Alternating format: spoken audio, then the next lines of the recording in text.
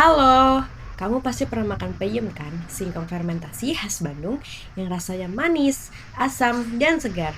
Tapi pernah kepikiran gak sih, apakah peyem itu benar-benar halal dari sisi kandungan alkoholnya? Yuk kita bahas secara singkat. Sayang, di balik semua manfaat yang dihasilkannya, fermentasi berpotensi menyebabkan makanan menjadi haram dikonsumsi. Di Indonesia, makanan atau minuman disebut khamar jika kadar alkoholnya mencapai 1% atau lebih. Artinya kalau sudah sampai angka itu, statusnya bisa jadi tidak halal. Nah, penelitian ini mengukur secara khusus kadar etanol dalam peyem untuk melihat apakah masih aman dikonsumsi atau tidak dari sisi kehalalannya.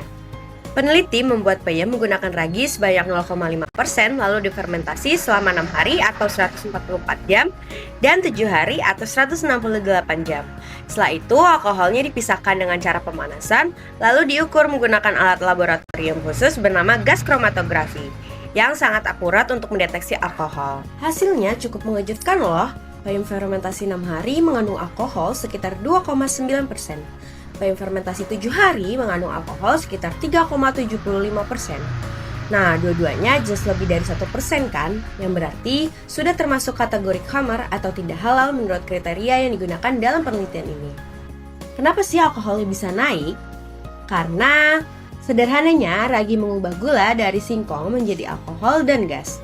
Semakin lama proses fermentasi berlangsung, semakin banyak alkohol yang terbentuk sampai suatu titik tertentu. Apakah hasil ini bisa dipercaya? Tenang, penelitian ini juga mengecek keakuratan alat dan metodenya. Hasilnya menunjukkan proses pengukurannya presisi dan dapat dipercaya. Jadi, angka-angka yang muncul bukan perkiraan asal-asalan ya. Nah, kesimpulannya fermentasi yang terlalu lama bisa membuat kadar alkohol naik tinggi.